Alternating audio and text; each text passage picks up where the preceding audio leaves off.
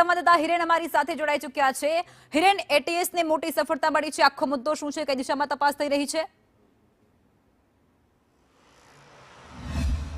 તો લગભગ એક અઠવાડિયા કરતાં વધુ સમય પહેલા ગુજરાત એટીએસે 8 લોકોની ધરપકડ કરી હતી, જેમાં બનાસકાંઠા અને સિદ્ધપુર એટલે કે પાટણ આ બંને જિલ્લાના લોકો હતા કે જે જૈશ એ મોહમ્મદ આતંકી સંગઠન છે એની સાથે સંકળાયેલા હતા। આ 8 લોકોની ધરપકડ પછી એમના ઘરે સર્ચ ઓપરેશન કરવામાં આવ્યું હતું, પોલીસ રિમાન્ડમાં લેવામાં આવ્યા હતા અને એ દરમિયાન જે બાબતો સામે આવી હતી, આ લોકોની જે કામગીરી હતી એના સંદર્ભે ગઈકાલે એટીએસની ટીમે તપાસ દરમિયાન લગભગ 5 થી 6 લોકોને નિવેદન લેવા માટે આજે એટીએસ કચેરી લાવવામાં આવ્યા હતા।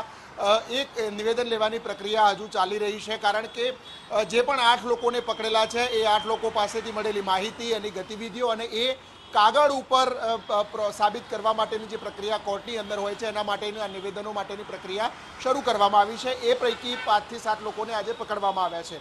આ 8 લોકો જે અગાઉ પકડાયા હતા એમની પાસેથી જૈશ એ મોહમ્મદનું કેટલુંક મટીરિયલ, કેટલાક પુસ્તકો અને વાંધાજનક જે વિડીયો છે એ તેઓ જોતા હતા, એ પ્રકારની બાબતો પણ એની અંદર સામે આવી હતી અને એ બાતમીના આધારે એટીએસે જે કાર્યવાહી કરી હતી એ કેસના ફોલોઅપના ભાગરૂપે આજે 5 લોકોને નિવેદન માટે જે છે એ એટીએસ કચેરીમાં બોલાવવામાં આવ્યા હોવાનું એટીએસ અત્યારે કહી રહ્યું છે।